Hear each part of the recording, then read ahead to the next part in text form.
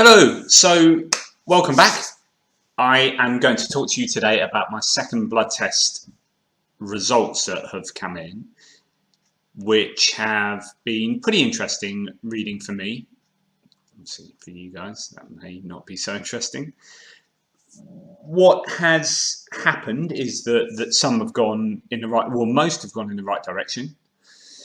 Just a couple have either become abnormal where they were normal before, or one has, and one has gone slightly in the wrong direction, but only marginally. There's nothing really to worry about.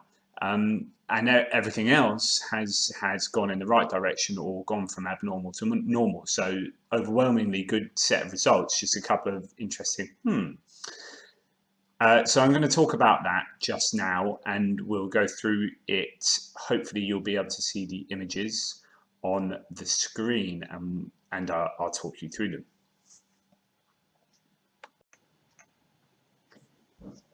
I have all the results here on these pictures for you. As you can see from the first set of my full blood counts, they're quite small on the screen for you, so I will zoom in on them in a second, but there's quite a few there. You can see most of the things are green, which means they're normal, and where it's red, it means they're abnormal.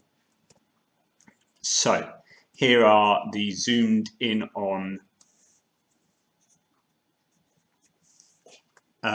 pictures, and what can we see? Well, my hemoglobin and total white cell count and platelet count are all within normal ranges. So platelet counts were initially up on my first one, I think, but they've sorted themselves out. I'm happy with that. They're still sorted. Where my red blood cell count and my hematocrit, so just to remind you, hematocrit is the proportion of your red blood cells to your total blood volume. So if your red blood cell count goes down or up or wherever, then your hematocrit will react to that accordingly. So it follows that hematocrit will be abnormal if my red blood cell count is abnormal. So that has improved, and it's getting pretty darned close now to the range, the normal range that I'm hoping for. So it's 4.27, 4.5 is the lower end of the normal range. So that is really, really close. So that's fantastic. That has been an improvement, and that's brilliant. So red blood cell count is looking good. Where I've had, as you can see from this next image, where I've had a few issues is with my red blood cell distribution width. Now this is the size of my red blood cells, I think, on average, and that has spiked upwards, and that's really pretty random.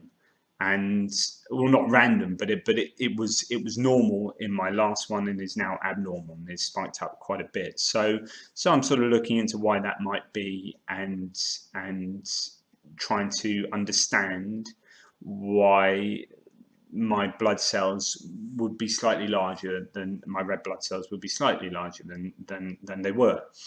And I put this on the HSCT forum, and pretty much everyone said, stop worrying about things like this. You will fluctuate. It's all natural. It's all part of the kind of journey. Your body is coming to terms with the treatment you've had. You will fluctuate with some of your stats. If your doctor's particularly worried, obviously he will contact you, and he hasn't. So let's assume that means he's not worried.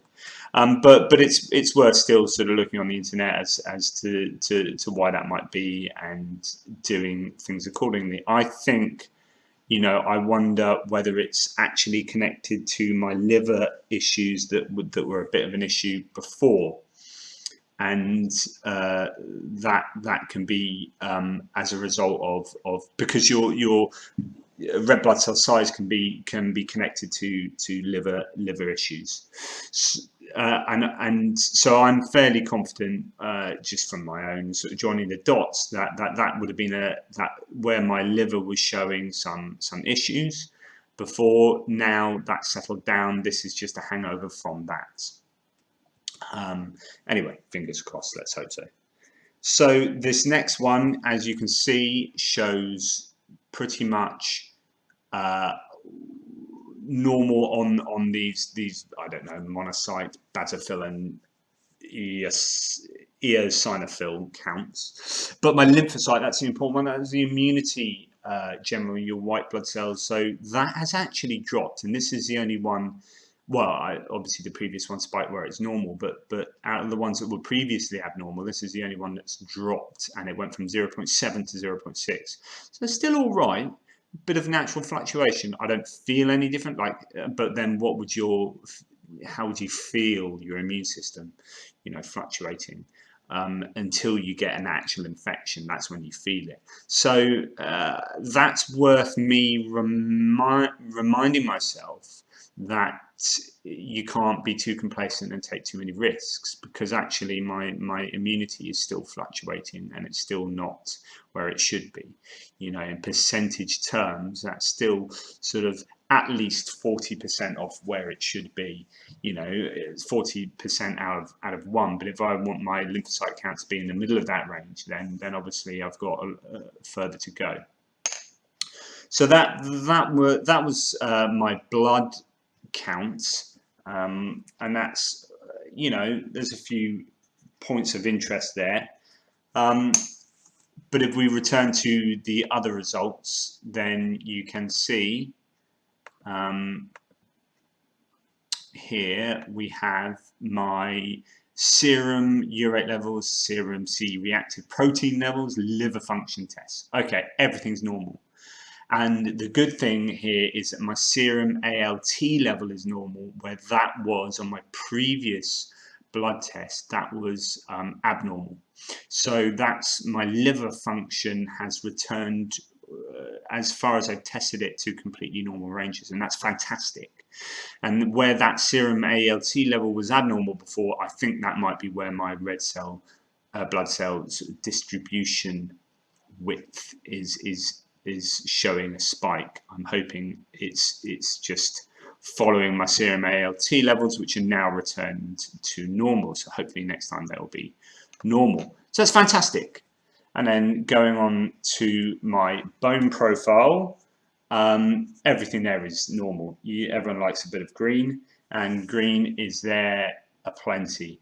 My plasma glucose level that was abnormal last time is now normal. So actually, where I've whinged a little bit about 2 of my results being abnormal, you can see there that I've had a lot that have returned to normal, or 2 that have returned to normal, and 2 that have improved from where they were. So that's really cool. I'm really happy with that as well. So the last one to show you is here, which again, everything is normal.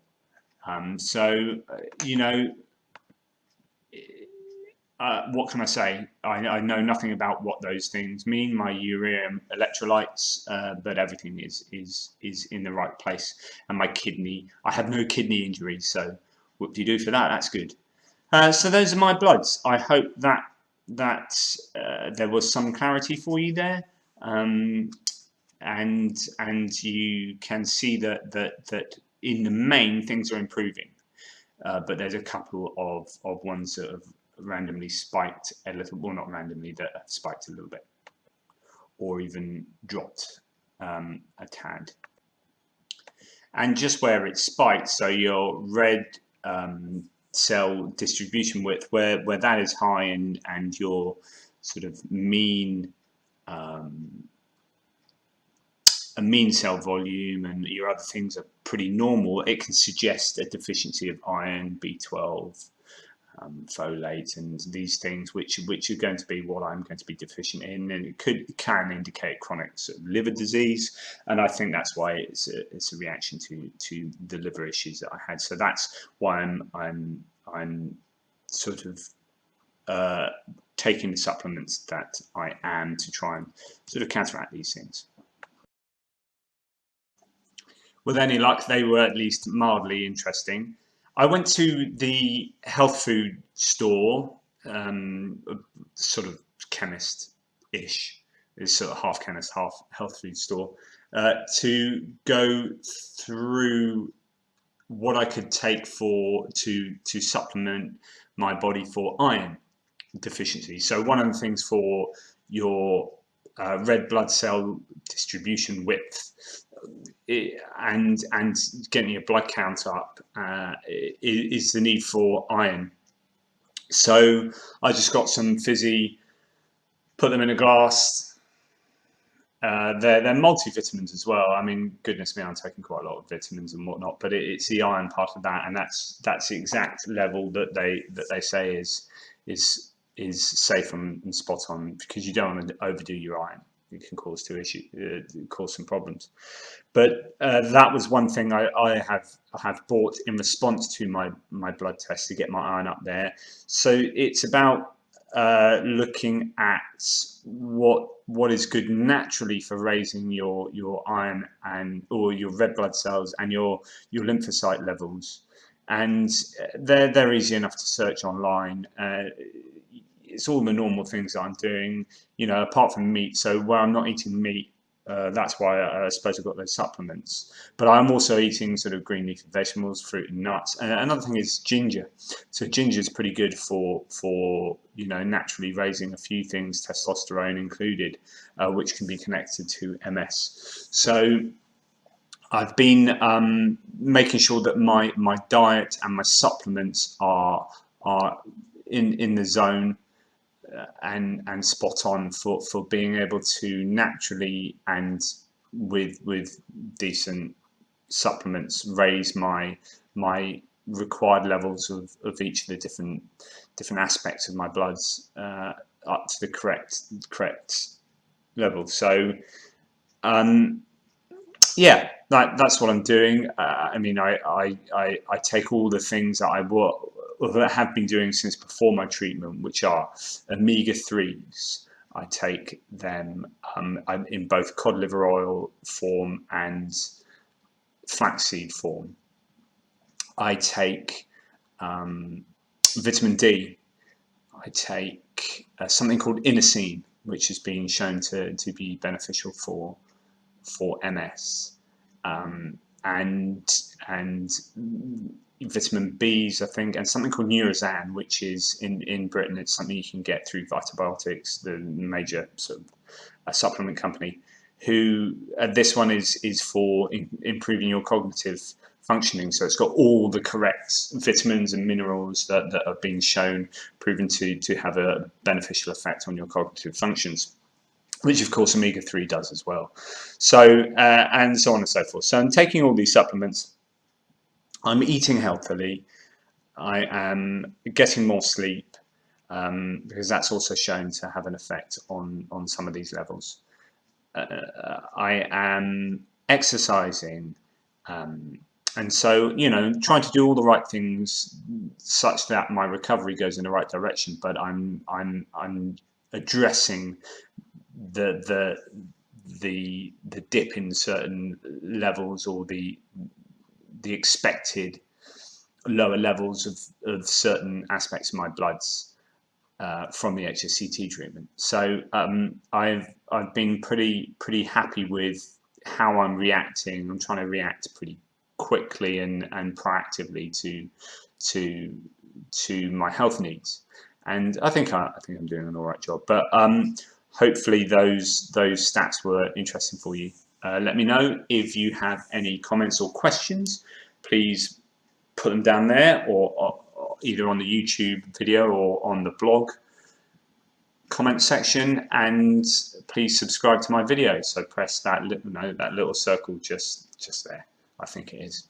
Anyway, thanks for listening and watching. Take it easy, and I'll speak to you soon.